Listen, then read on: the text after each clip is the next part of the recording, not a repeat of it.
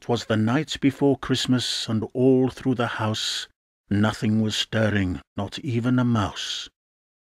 Elved was tucked up asleep in his bed, while pictures of Christmas danced in his head. He was feeling his age, and to tell you the truth, he was hoping that Santa would bring back his youth, would bring him a potion so magic and rare that would give him big muscles and grow him some hair. Forgetting that last time Santa came to his place, he got a big crowbar smashed in his face.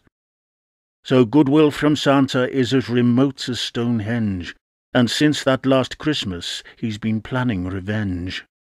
So though Elved wants muscles and a pate that's less sparse, all Santa will give him is a kick up the... Oh, thank goodness for that. It was only a dream. Oh. Well, I certainly hope I have a better Christmas than that this year. And I hope you do too. Nadolig llawen I chi. Merry Christmas to you. And a Happy New Year.